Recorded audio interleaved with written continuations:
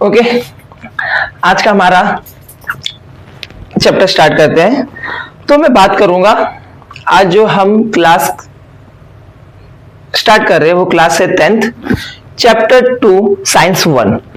अब सबसे जरूरी बात यह है, चैप्टर 2 का जो चैप्टर का नाम है वो मैंने लिखा हूं periodic classifications of element.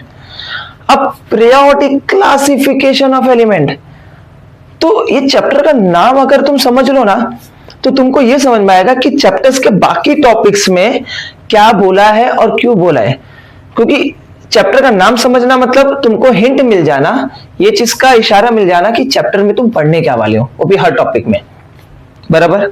Okay, तो सबसे पहले यहां पर अगर मैं तुमको बोलूं ये वर्ड एलिमेंट वर्ड, इस एलिमेंट वर्ड को ध्यान से देखना।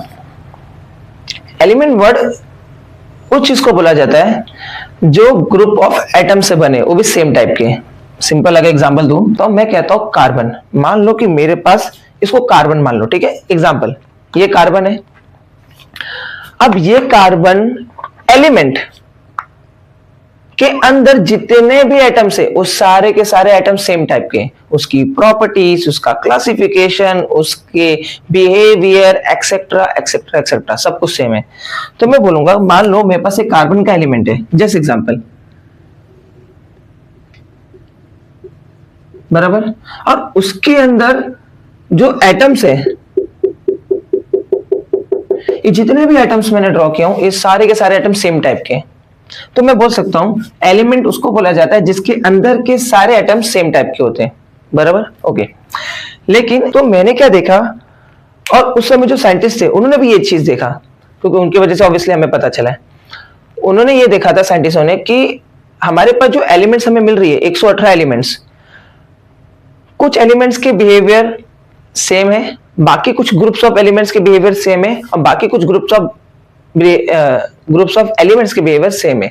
कुछ को मेटल्स में रखा है, कुछ को नॉन मेटल्स में, कुछ को मेटलॉइड्स में। पीरियोडिक टेबल में इसे 3 कैटेगरीज में डिवाइड किया हुआ है। मींस मैं कह सकता हूं सिंपली उसको क्लासिफिकेशन किया हुआ है अलग अलग में, और वो भी पीरियोडिकली फॉर्म में। पीरियोडिकली फॉर्म मतलब, अब पीरियोडिक का मतलब सबको पता है, ऐसी कोई चीज है जो बार बार सेम रिपीट हो रही है। जैसे 2 के टेबल में 2 प्लस करते जाओ तो 4, 6, 8 आता है, वैसे ही यहाँ पर atomic number, atomic mass number को अरेंज किया हुआ है। अब पॉइंट ये, चलो चैप्टर का नाम हो गया, मैं इसको रफ कर देता हूं। अभी कि मुझे एक बात बताना बच्चा, कि तुम्हारे आसपास, बराबर, तुम्हारा ये फोन, तुम, मैं, ये बोर्ड, पूरी दुनिया, दुनिया के बाहर, दुनिया क्या पूरी यूनिवर्स, हर चीज एक मैटर से बनी है। हर चीज मैटर है। अब तो पॉइंट ये है, what is matter? What is, इस सवाल तक तुम्हारे मन में उड़ गया होगा कि सर आप ऐसे कैसे सबको, पूरी दुनिया को बोल सकते हो कि सब कुछ मैटर है। ऑब्वियसली, अब मैटर बोला क्यों है ये समझो, क्योंकि साइंस में हर चीज का एक स्पेसिफिक नाम दिया जाता है ताकि हम चीजों को समझ सकें। मान लो दुनिया में ऐसी कोई चीज बनी नहीं है जिसका मास ना हो, जिसका एक वेट ना हो। दुनिया में कोई ऐसी चीज है ही नहीं जो कहीं जगह ना घेर रही हो। तो कहने का मतलब है मैटर क्या है?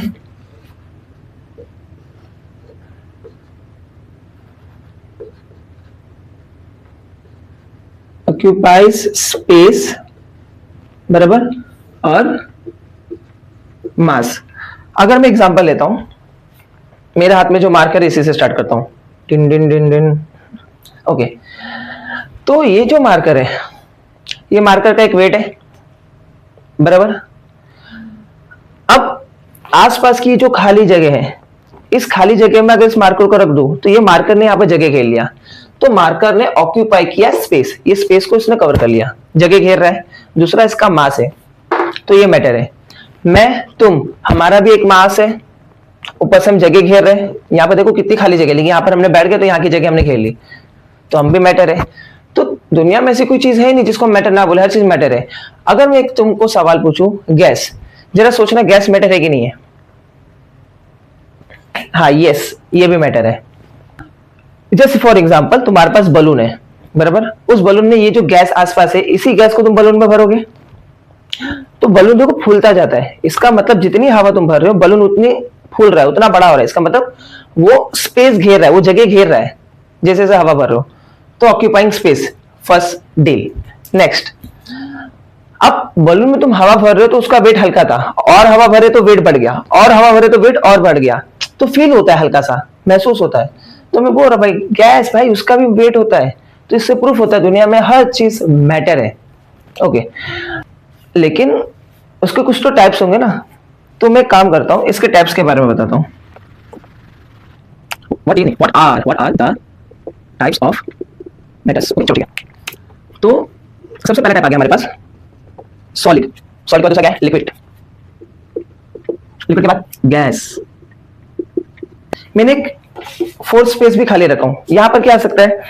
तुम में से कुछ लोगों को पता ही नहीं है कि फोर्थ स्टेट होता है, वो होता है प्लाज्मा।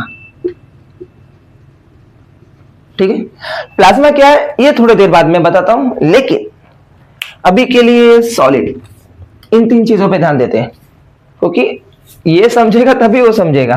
ठीक है, ओके। ला ला ला ला ला ला ला ला। ओके, स्टार्ट करते हैं। सॉलिड, मैं एक काम करता हूं, मैं एक बॉक्स लेता हूं, यहां पर भी एक बॉक्स लेता हूं, यहां पर भी एक बॉक्स लेता हूं, यहां पर भी एक बॉक्स लेता हूं, और मैं क्या काम करता हूं, मेरे पास ये जो डस्टर है, बराबर, इस डस्टर को मैं बोल सकता हूं सॉलिड है, बहुत स्ट्रांग है, टूटेगा नहीं जल्दी। तो इस डस्टर के अंदर ये जो सॉलिड है, कितने सारे एटम्स होंगे, लाखों करोड़ों, बराबर। तो मैं कह रहा हूं सॉलिड के अंदर जो एटम्स होते हैं ना, वो इतने ज्यादा एक दूसरे के पास होते हैं कि उनमें जगह ही नहीं होती है कि वो एक जगह से दूसरी जगह हिल सके। देखो ये जितने एटम्स मैंने ड्रॉ किया हूं उस सॉलिड के अंदर, वो एक जगह से दूसरी जगह जा ही नहीं सकते, स्पेस ही नहीं है वहां पर। लेकिन अगर मैं तुमको एग्जांपल में चेंज करूं और मैं तुमसे ये कहूं कि मान लो तुम्हारे पास बर्फ है, आइस, आइस के अंदर के एटम्स भी ऐसे होंगे, एक इतने ज्यादा पास होते हैं कि वो एक दूसरी जगह से हिल नहीं सकते। लेकिन उस आइस को अगर तुम गर्म करो, मेल्ट करो, गर्म करने के बाद वो लिक्विड बन जाएगा, ऑब्वियसली लिक्विड ही बनेगा। चलो, अब वो जब जैसे लिक्विड में बनेगा, अंदर के जो मॉलिक्यूल्स है, सॉरी अंदर के जो एटम्स है, वो थोड़े दूर हो जाएंगे एक दूसरे से।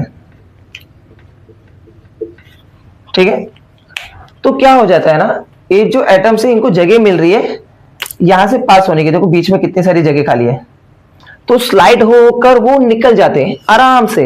लेकिन अगर इस लिक्विड को भी मैं और हीट करूं बहुत ज्यादा, तो किस फॉर्म में कन्वर्ट हो जाएगा? वो गैस। और गैस के अंदर क्या होते हैं, जो एटम्स होते हैं काफी ज्यादा दूर दूर चले जाते हो, बहुत ज्यादा दूर, तो इनके बीच में तो भाई बहुत ज्यादा स्पेस होती है कि यहां पर तो जिप करके कहीं पर भी जाते हैं, फुल स्पीड में एटम्स ट्रेवल करते हैं यहां धूम धूम धूम धूम। लेकिन पॉइंट ये है, अब गैस को भी अगर तुम हिट करोगे तो क्या मिलेगा? क्या तो, लेकिन पॉइंट ये है, थोड़ा हिट करने पे प्लाज्मा नहीं मिलता, मुझे इतना एक्सट्रीम लेवल, इतना हजारों डिग्री सेल्सियस पे इसको हिट करना पड़ेगा, तब जाके प्लाज्मा में कन्वर्ट होता है। अब प्लाज्मा क्या, जरा मैं ये समझाता हूं। क्या कभी तुमने बिजली कड़कते हुए देखा है? बारिश का मौसम, अभी तो गर्मी का मौसम चल ही रहा है, जब स्कूल खुल जाएगा बारिश आ जाएगी, तो बरसो रे मेघा मेघा बरसो रे मेघा बरसो। ठीक है, तो बिजली जो कड़कती है उसको हम कहते हैं प्लाज्मा, वो बिजली को। तो पॉइंट ये है ये जो एटम्स है, इस एटम को मैं जरा जूम करके यहां पर ड्रॉ करता हूं। एटम के अंदर क्या होता है? प्रोटॉन न्यूट्रॉन, जिसे मैं कहता हूं न्यूक्लियस, बराबर। उसके आसपास होता है एटम के एक ऑर्बिट, जिसमें होता है एक इलेक्ट्रॉन, बराबर। तो यहां पर एक जो एटम है उसको मैंने यहां ड्रॉ किया हूं। मैं क्या कर रहा हूं, अगर इसको मैं हीट करूंगा तो हीट करने के बाद क्या होगा, अंदर जो प्रोटॉन है पॉजिटिव चार्ज, इलेक्ट्रॉन है नेगेटिव चार्ज, ये आपस में ब्रेक हो जाएंगे। जबकि हमको पता है कि एटम, ये जो एटम होता है वो सबसे स्मॉलेस्ट पार्टिकल होता है पूरे यूनिवर्स का, लेकिन ये भी ब्रेक हो जाते हैं दो हिस्सों में, एक पॉजिटिव में और एक नेगेटिव में, एक पॉजिटिव पार्ट और एक नेगेटिव पार्ट में। तो इसको हम बाद में किस नाम से बुलाते हैं? इसको हम बोलते हैं ions, positive ions, negative ions. ये बाद में हम chemistry and physics 11th 12th standard में पढ़ेंगे, फिलहाल के लिए अभी इतना ही है। तो उसको हम बोलेंगे प्लाज्मा, इतना ही है, लिख लो फटक से। ओके, अब मैं स्टार्ट करूंगा कि what are the types of elements. तो पढ़िए,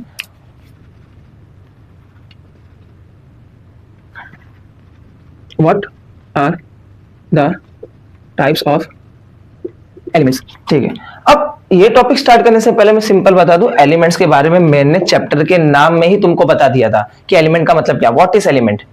जो एक ही टाइप के एटम से बनता है, मतलब उसके अंदर जितने भी एटम्स होंगे सब एक ही सेम टाइप के होंगे, उससे जो चीज बनेगी वो एक मेरा एलिमेंट। अब एलिमेंट्स के कितने टाइप्स होते हैं, अब मैंने ये भी तुमको स्टार्टिंग में ही बता दिया था कि उसको 3 ग्रुप में डिवाइड किया हुआ है, मेटल, नॉन मेटल, मेटलॉइड्स, बराबर। तो क्रिटिकल में तुमको 3 कैटेगरीज में डिवाइड मिलेगा। तो मैं बोल सकता हूं टाइप्स ऑफ एलिमेंट्स 3 चीजों में डिवाइड है, मेटल, नॉन मेटल्स और तीसरा आएगा मेटलॉइड्स, बराबर। अब पॉइंट ये है, मेटल तुमको मालूम है, नॉन मेटल तुमको मालूम है, मेटलॉइड्स को अगर तुम इन फ्यूचर तुम साइंस लाइन में जाने वाले हो, 11th 12th में साइंस लेने वाले हो, या डिग्री कॉलेज में तुम बीएससी लोगे या तो इंजीनियरिंग कॉलेज में जाओगे, वहां पर इस मेटलॉइड्स को तुम एक अलग नाम से बुलाओगे। तुम इसको बोलोगे सेमी कंडक्टर, बराबर। ओके, अब ये इतना ही है। अब एक और क्वेश्चन यहां पर आ जाता है, what are the smallest particle of matter, बराबर, कॉल्ड। ठीक है, जरा इस क्वेश्चन को डिकोड करते समझते क्या बोला है। बताओ सबसे स्मॉलेस्ट पार्टिकल मैटर का क्या होता है, उसका नाम बताने बोला है। तो दुनिया में जब हर चीज मैटर है, तो दुनिया जो हर चीज मैटर से बनी है उसका सबसे स्मॉलेस्ट पार्टिकल कौन सा है, उसका नाम क्या है। ऑब्वियसली मैंने तुमको ये भी स्टार्टिंग में बताया था, क्या है, सोचो, A T O M, yes, atom. ठीक है, इसको भी लिख। अब हमने मैटर क्या होता है इसके बारे में पढ़ लिया, एलिमेंट क्या होता है उसके बारे में पढ़ लिया। अब बात करते हैं इसकी थोड़ा सा एक लेवल अप, थोड़ा सा और बेसिक की तरफ बढ़ते हैं, क्योंकि भाई बेसिक क्लियर नहीं है। वर्ड्स के बारे में अगर तुमको अभी भी कंफ्यूजन रहेगा तो आने वाले इस चैप्टर के टॉपिक्स तुमको नहीं समझेंगे। तो जो भी चीज मैं पढ़ा रहा हूं उसके हर एक वर्ड का प्रॉपर मीनिंग तुमको पता होना चाहिए। अब जैसे एक और क्वेश्चन अगर मैं तुमसे बोलूं, what is the difference between in molecules of elements या मॉलिक्यूल्स ऑफ कंपाउंड, बराबर, या मॉलिक्यूल्स ऑफ एलिमेंट्स की मैं बात करूं या मॉलिक्यूल्स ऑफ कंपाउंड की बात करूं, इन दोनों का मतलब क्या है। ठीक है, तो उसने बोला इन दोनों के बीच का डिफरेंस क्या है मुझे वो बताओ, समझाओ अंतर क्या है दोनों में। अब सबसे जरूरी बात यह है किसी भी टॉपिक को समझने के उसमें जो वर्ड्स लिखे ये समझ में आना चाहिए। जैसे कि मॉलिक्यूल, ये वर्ड का मतलब सबसे पहले समझोगे तो तुमको बाकी का कॉन्सेप्ट अपना क्लियर होगा। एलिमेंट तुमको पता ही एलिमेंट क्या होता है, मॉलिक्यूल, यो पापा मॉलिक्यूल। ठीक है, तो मॉलिक्यूल मतलब क्या होता है जरा वो समझो। मान लो तुम्हारे पास एक एलिमेंट है, बराबर है, या पापा तुम्हारे पास दूसरा एलिमेंट है। दोनों एलिमेंट्स सेम टाइप के भी हो सकते हैं, डिफरेंट टाइप्स के भी हो सकते हैं।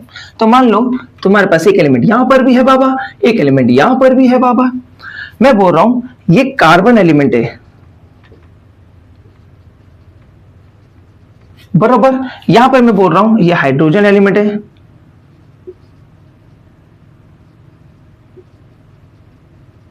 और ये ऑक्सीजन एलिमेंट है,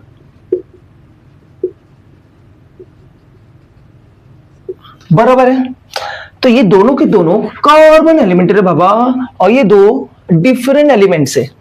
पॉइंट ये है कार्बन एलिमेंट्स, अगर मैं पहले कार्बन एलिमेंट्स की बात करूं, इसके अंदर जितने भी एटम्स हैं वो सेम टाइप के, सेम बिहेवियर करते हैं, सब कुछ सेम है। वैसे यहां पर भी जो कार्बन एटम्स है इसके अंदर के जो एटम्स है वो सारे के सारे एटम्स सेम टाइप के, बराबर। नेक्स्ट, हाइड्रोजन वाले एलिमेंट्स के अंदर जो एटम्स होंगे वो सारे के सारे एटम्स सेम टाइप के होंगे, लेकिन ये एटम्स इसके जैसे नहीं होंगे, दोनों डिफरेंट है। ये सिर्फ इसी के लिए सेम है, इसके लिए नहीं। इसके एटम्स इसके लिए सेम है और इसके सारे एटम्स इसके लिए सेम है। ऑक्सीजन के अंदर जो सारे एटम्स है वो सारे एटम्स एक दूसरे के जैसा हूबहू सेम है। अब बात यह है, मैंने बोला मॉलिक्यूल मतलब क्या है, बराबर। मॉलिक्यूल का मतलब होता है जब कोई एक एटम और कोई दूसरा एटम या कोई तीसरा एटम आपस में कंबाइन होकर ग्रुप फॉर्म करते हैं, एक ग्रुप जैसा बनाते हैं, बंच। तो मैं बोल सकता हूं अगर मैं दो सेम कार्बन एलिमेंट्स को मिक्स करूं तो इसके अंदर के जो ये एटम्स है, मान लो ये दो एटम्स आपस में साथ में आ गए कंबाइन करने पे, तो यहां पर एक एलिमेंट, ये एक एटम, ये एक एटम कंबाइन होके एक ग्रुप बना रहे, बराबर। अब मान लो इसके दो, मतलब दो से ज्यादा एटम्स मिलके एक ग्रुप बना रहे, उस ग्रुप को मैं बोलूंगा मॉलिक्यूल, बराबर। सिमिलरली अगर मैं तुमसे बोलूं हाइड्रोजन के अंदर जो एटम्स है, मान लो इसके दो एटम्स, हाइड्रोजन के दो एटम्स, एक ये वाला और एक ये वाला, कोई भी दो एटम्स को ले लो। और ऑक्सीजन का मान लो कोई एक एटम मैंने यहां ड्रॉ कर दिया और इन्होंने एक ग्रुप बनाया, बराबर। उस ग्रुप को भी मैं क्या बोलूंगा, मॉलिक्यूल्स। Okay, done. तो मॉलिक्यूल्स किसे कहते हैं ये बात हमें समझ आ जाए। Group of atoms is called as a molecules, group of atoms is called as a molecule. अब पॉइंट ये है मॉलिक्यूल्स ऑफ एलिमेंट भी किसे कहते हैं एक साथ में, तो जहां पर सेम टाइप के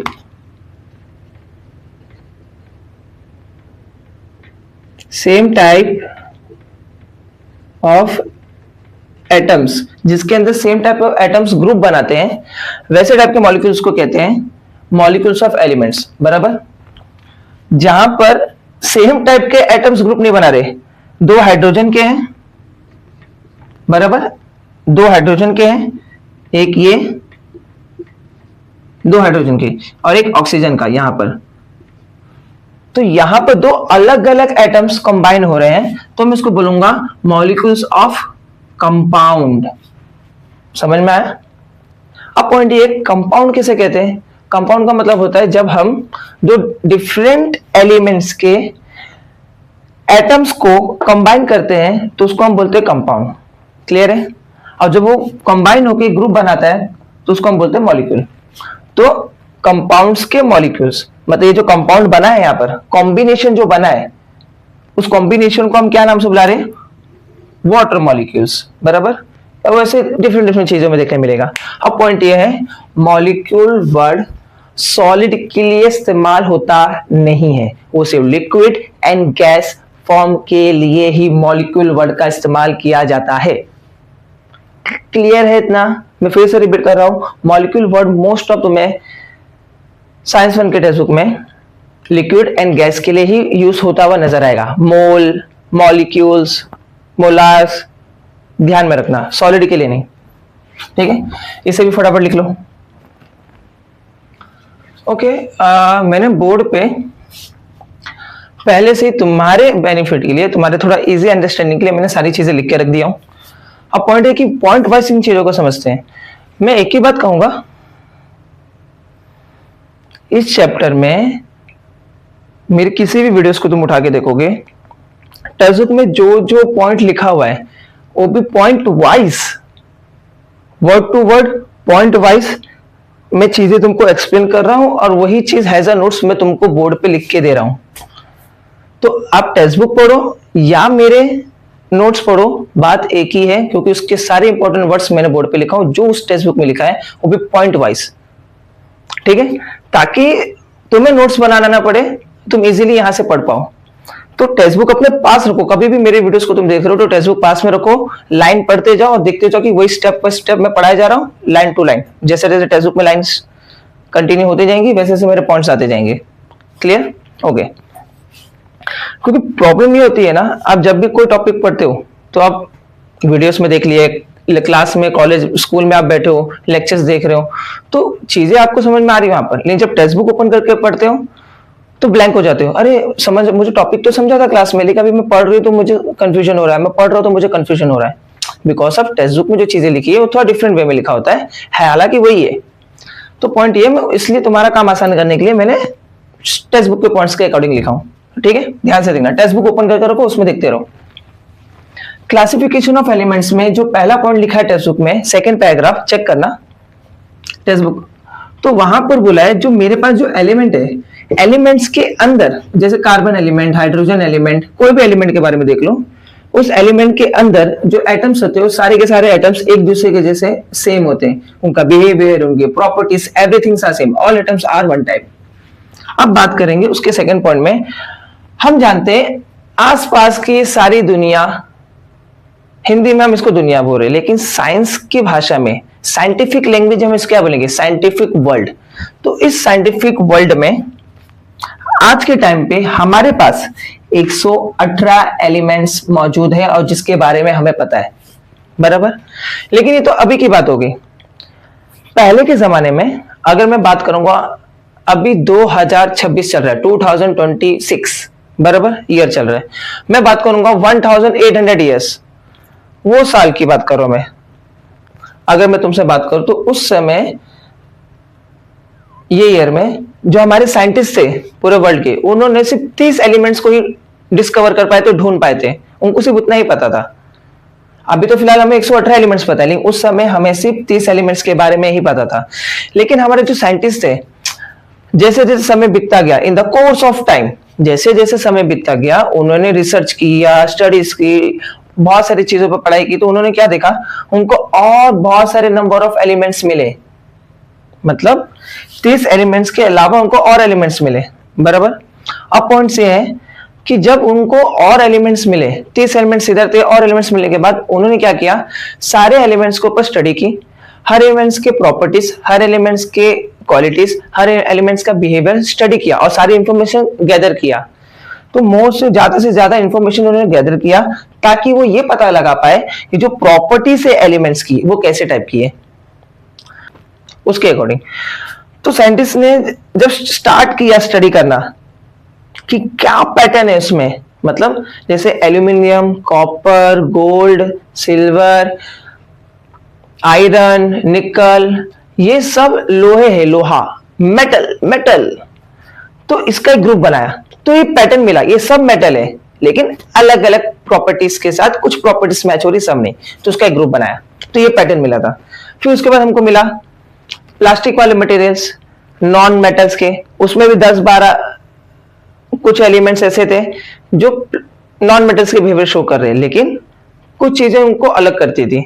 लेकिन पैटर्न क्या सीन था कि वो नॉन मेटल्स से पूरे के पूरे, वो मेटल जैसे बिहेव नहीं करते। तो ऐसे अलग अलग पैटर्न्स में पीरियोडिक टेबल में अरेंज करके रखा गया है, साइंटिस्ट ने स्टडी की। उसके बाद initially classification of elements in 2 groups, metals and non metals. तो साइंटिस्ट जब स्टडीज कर रहे थे तो वो सिर्फ 2 ही ग्रुप में चीजों को डिवाइड कर पाए, मेटल्स एंड नॉन मेटल्स।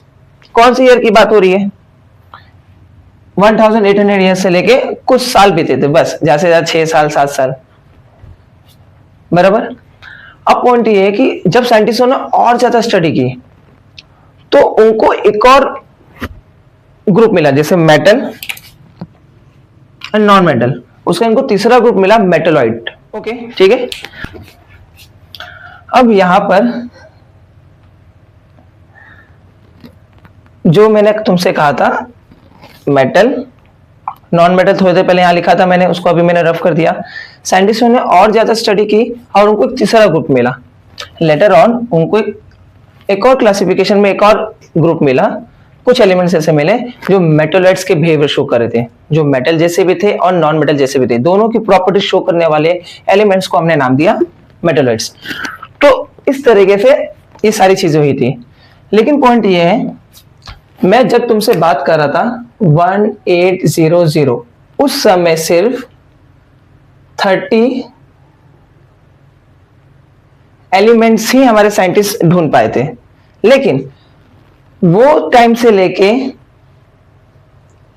ये टाइम तक, मतलब कितने साल का अंतर है, 1817, वो 1800 है, मतलब सिर्फ 17 साल के गैप में हमको पूरे के पूरे चीजों के बारे में हमको पता था, पीरियोडिक टेबल हमारा रेडी था।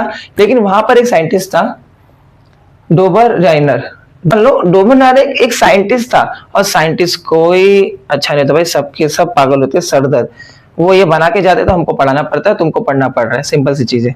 ओके, जैसे कि अभी बोल रहा है, उसने सजेशन क्या दिया था कि हमारे पास जितने भी एलिमेंट्स है, उसके जितने भी प्रॉपर्टीज है, वो एक ही चीज पे डिपेंड करता है, एक ही चीज से रिलेट करता है, atomic mass number. Atomic mass, जिसे मैं डिनोट करता हूं कैपिटल ए से, ठीक है। एटॉमिक मास मीन्स दुनिया में हर चीज का एक मास होता है, तो ऑब्वियसली पूरी दुनिया एटम से बनी है, तो वो एटम, उसका भी तो एक मास होगा ना, वजन होगा। तो पॉइंट ये है, उस एटम का जो एटॉमिक मास होगा उसको कैपिटल ए से डिनोट करूंगा। तो पॉइंट ये है, टेक्स्ट बुक में हर जगह पे एटॉमिक मास लिखा हुआ है, मैंने क्या किया तुम्हारे बेनिफिट के लिए, बस अंडरस्टैंडिंग पर्पस के लिए, मैंने ए लिखा हूं हर जगह। ध्यान से देखना, इधर ए है, यहां पर ए लिखा हुआ है, यहां पर ए लिखा हुआ है। बोर्ड एग्जाम में तुम ये पूरा स्पेलिंग लिख के आना, शॉर्टकट मत लिखना, सिर्फ तुम्हारे अंडरस्टैंडिंग के लिए मैंने ये लिखा हूं, समझा क्या? या ओके। तो उन्होंने सजेस्ट किया था कि एटॉमिक मास नंबर पे ही डिपेंड करता है कि एलिमेंट्स की प्रॉपर्टी, मतलब एलिमेंट्स की जो भी प्रॉपर्टीज के बारे में तुम्हें जानना है वो डिपेंड करता है कि उसका एटॉमिक मास नंबर कितना है। ओके, अब उन्होंने क्या किया, एटॉमिक मास नंबर के अकॉर्डिंग उन्होंने सारे एलिमेंट्स को पीरियोडिक टेबल में इंक्रीजिंग ऑर्डर में सेट कर दिया। जैसे कि तुम्हारा अगर पीरियोडिक टेबल है, left to right, top to bottom, ऊपर से नीचे की तरफ और यहां से इस तरफ, तो उन्होंने जो एटम्स को रखा, यहां पर एटम की साइज छोटी थी, उसका वेट भी कम था, फिर उसकी साइज थोड़ी बढ़ गई, उसका वेट बढ़ गया, उसकी साइज और बढ़ गई, उसका वेट और बढ़ गया। तो यहां पर इंक्रीजिंग ऑर्डर में उन्होंने रखा मास, एटॉमिक मास नंबर। सेम उन्होंने टॉप टू बॉटम, यहां पर जो एटम था वो कम वेट वाला था, यहां पर जो एटम्स थे वो ज्यादा वेट वाले थे, यहां के एटम्स और ज्यादा वेट वाले थे। मींस यहां का atomic mass number increasing order में रखा है, यहां का atomic mass number increasing order में रखा है पीरियोडिक टेबल में। तो उन्होंने ये किया, group of 3 elements in triads, मतलब ये जो पूरा पीरियोडिक टेबल है इसको ट्रायड्स बोल रहे हैं हम। अब पॉइंट ये है, मैंने जैसे भी कहा 3 ग्रुप है, मेटल, नॉन मेटल, मेटलॉइड्स, बराबर। उसके बाद उसके अंदर एटॉमिक मास नंबर है, जैसे मेटल्स के अंदर बहुत सारे मेटल्स आएंगे, तो वो मेटल्स को सबसे ऊपर रखा है जिसका मास कम है, फिर दूसरे मेटल को उसके नीचे रखा जिसका मास ज्यादा है, फिर उसके बाद तीसरे मेटल को उसके भी नीचे रखा जिसका मास उससे भी ज्यादा है, increasing order of atomic mass number नीचे की तरफ, ठीक है, और यहां से लेफ्ट टू राइट की तरफ। उसके बाद हम क्या देख रहे हैं, तो उन्होंने पीरियोडिक टेबल में जब ये चीजें देखा तो उन्होंने सिंपल ये बात कहा कि तुम कोई 2 एलिमेंट उठा लो, 2 नहीं 3 एलिमेंट, 1 2 3, बराबर। इन 3 एलिमेंट में से मान लो पहले एलिमेंट का नाम मैंने रखा है ए, दूसरे एलिमेंट का नाम रखा है मैंने बी, तीसरे एलिमेंट का नाम मैंने रखा है सी। तो वो क्या कहते हैं, ए और सी, ए प्लस सी, इन दोनों को तुम प्लस करके डिवाइड बाय 2 कर दो, तुम आ जाएगा मीन। क्या आ जाएगा? मीन। इसका जो भी आंसर आएगा ना, मान लो इसका कुछ तो यहां पर आंसर आया, वो आंसर सेम टू सेम होगा मिडल वाले एलिमेंट जैसा, मतलब इन दोनों का जो आंसर आया उसको डिवाइड बाय 2 करके जो आंसर आएगा वो आंसर और ये आंसर सेम टू सेम होगा। क्लियर? जैसे अगर मैं तुमसे कह रहा हूं होता है 8 डिवाइड बाय 2, 2 1 जा 2 4 जा, आंसर कितना आया 4। तो यहां पर देखा, ये जो थर्ड एलिमेंट था 4, इसका आंसर और इसका आंसर सेम आया। मींस किसी 2 एलिमेंट को प्लस करके डिवाइड बाय 2 करने पे जो आंसर आएगा वही आंसर किसी तीसरे एलिमेंट का आंसर होता है। तो इसके तो यहां तक हमने सारी बातें समझ ली कि जो डुबर राइनर थे वो साइंटिस्ट थे, वो क्या कहना चाहते थे। लेकिन पॉइंट ये है, जो उन्होंने अपने लास्ट पॉइंट में ये कहा था कि फर्स्ट एलिमेंट और थर्ड एलिमेंट को अगर हम उसका मीन निकाले तो उसका जो आंसर आएगा वो सेकंड वाले एलिमेंट जितना सेम आएगा। एज एग्जांपल मैंने सारी चीजें यहाँ बोर्ड पे पहले से लिख दिया हूं ताकि तुमको समझने में आसानी हो। और तुमको याद होगा इसके पहले मैंने ये साइड में इसके पहले एलिमेंट मैंने एक पॉइंट लिखा था जहां पर लिखा था group of 3 elements of a triads. Means यहां पर देखना कॉलम नंबर 1, यहां पर एक वर्ड लिखा हुआ ट्राइड, ट्राइड्स, इसमें ग्रुप ऑफ 3 एलिमेंट्स है, राइट। यहां पर भी ग्रुप्स ऑफ 3 एलिमेंट्स है, यहां पर भी ग्रुप्स ऑफ 3 एलिमेंट्स है। तो ट्राइड्स का एक पूरा ग्रुप है। ऐसे 2 ग्रुप्स और आएंगे, लेकिन टेक्स्ट बुक में तुम्हारे सिर्फ 3 ही ग्रुप्स के बारे में दिया है, तो आपको सिर्फ उतना पढ़ना है, उससे ज्यादा नहीं। अब पॉइंट ये है, यहां पे जो 3 एलिमेंट्स है, तीनों एलिमेंट्स को अलग अलग कॉलम में मैंने डिवाइड कर दिया हूं, एलिमेंट 1, एलिमेंट 2, एलिमेंट 3। और यहां के जितने एलिमेंट्स है उसको ए से डिनोट कर रहा हूं मैं, बराबर। यहां के जितने एलिमेंट्स है उसको बी से डिनोट करूंगा, यहां के जितने एलिमेंट्स है उसको सी से, ठीक है। इतना दिमाग में रखना है, ओके। अब पॉइंट ये है, यहां पर जो पहला हमारा एलिमेंट है वो है लिथियम, दूसरा एलिमेंट है हमारा सोडियम, तीसरा एलिमेंट हमारा पोटेशियम। ऐसे ही बाकी सारे सिंबल्स के नाम यहां 1 बाय 1 लिखे हुए हैं। बोर्ड एग्जाम के लिए हमेशा इस बात को ध्यान में रखना कि तुम्हें नाम याद होने चाहिए विथ सिंबल्स, ये ज्यादा जरूरी है। ये नंबर तो तुमको बोर्ड एग्जाम में भी बताया जाएगा, लेकिन सिंबल और नाम तो तुमको खुद को याद करना है ना। अब ये तुम्हारे ऊपर है, नहीं याद करोगे तो नैया डूब जाएगी।